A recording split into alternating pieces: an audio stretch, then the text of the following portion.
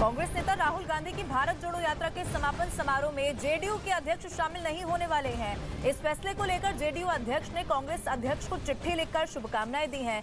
कांग्रेस ने एकजुटता दिखाने के लिए 30 जनवरी को कश्मीर में भारत जोड़ो यात्रा के समापन समारोह में 24 विपक्षी दलों को आमंत्रित किया था, लेकिन जेडीयू की तरफ से नागालैंड में अपना एक राजनीतिक कार्यक्रम में शामिल होने की बात कहकर टाल दिया गया।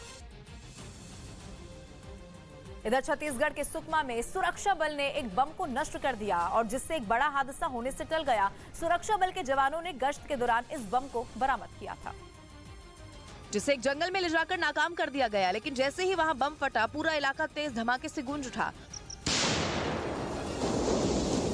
सुरक्षा बल को गश्त के दौरान ये आईडी मिला था, जिसके बाद उन्होंने इसकी जानकारी बम निरोधक दस्ते को दी। मौके पर पहुंची बम निरोधक दस्ते की टीम ने उसे बेहद सावधानी से नष्ट कर दिया। इसके बाद सुरक्षा बल ने आसपास के इलाके में सर्च ऑपरेशन भी चलाया, ताकि अगर कहीं कोई और बम हो तो उससे भी नष्ट किया जा सके। न्यूज एजेंसी एएनआई के मुताबिक चीन सीमा विवाद पर समझौते की आड़ में भूटान को धोखा दे रहा है।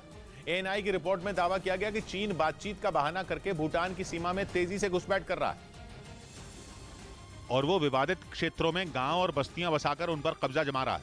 इसके साथ ही चीन भूटान से विवाद वाले हिस्सों में अपने लोगों को बसा रहा है। रिपोर्ट के मुताबिक इसके लिए चीन उन लोगों को पैसे और दूसरी सुविधाओं का लालच भी दे रहा है। चीन भूटान के साथ 400 किलोमीटर से ज्यादा लंबी सीमा साझा करता है और दोनों देशों के बीच सीमा के कई हिस्सों को लेकर सालों से विवाद चला रहा है। इसी सीमा विवाद को सुलझाने के लिए चीन और भूटान ने 2021 में एक समझौते पर दस्तखत किए थे, जिसके बाद दोनों देशों के बीच कई दौर की बातचीत हो चुकी है। और कुछ रोज पहले भी चीन ने भूटान से बातचीत में यह भरोसा दिलाया था कि वो जल्द ही विवाद को सुलझा लेगा, लेकिन अब खबर आ रही है कि वो भूटान की ही जमीन को हड़प रहा है, जो कि भारत के लिए भी खतरे की घंटी है। क्योंकि भूटान की उत्तरी सीमा पर जिन दो इलाकों पर चीन का दावा है, इनमें एक चुंबी घाटी का है। इसी के नजदीक डोकलाम में भारत और चीन के बीच गतिरोध हुआ था और चीन भूटान से इसी इलाके की मांग कर रहा है, जो भारत के सिलीगुड़ी कॉरिडोर के करीब है। सिलीगुड़ी कॉरिडोर को चिकन्स नेक भी कहा जाता है, जो भारत के लिए बेहद अहम है, क्योंकि यही कॉरिडोर पूर्वोत्तर राज्यों तक पहुंचने के लिए मुख्य रास्ता है। ऐसे में चीन अगर इसके करीब आकर बैठ गया तो भारत के लिए वो बड़ा खतरा बन जाएगा। कहा जा रहा है कि इसी वजह से चीन ने भूटान के साथ वार्ता वाली चाल चली, ताकि बातचीत की आड़ में वो दोनों देशों की सीमा के विवादित हिस्सों पर कब्जा जमा सके।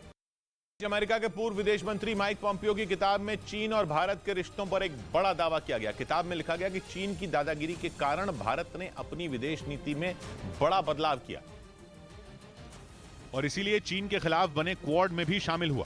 आमतौर पर इस तरह के संगठनों से दूर रहने वाले भारत के रुख की माइक पॉम्पियो ने खूब तारीफ की।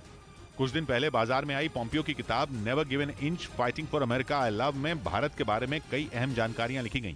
पॉम्पियो के मुताबिक क्वाड में भारत का शामिल होना एक बड़ी घटना थी। इस संगठन में भारत के अलावा अमेरिका, जापान और ऑस्ट्रेलिया शामिल है। हिंद महासागर और पूर्वी चीन सागर में दादागिरी कर रहे चीन के खिलाफ ये संगठन बनाया गया था। लेकिन पॉम्पियो का दावा अगर सही है तो LAC पर चीन का अड़ियल रवैया देखने के बाद भारत ने इस संगठन में शामिल होने का फैसला किया था। न्यूज़ 18 इंडिया की web series FIR number 208 streaming सून।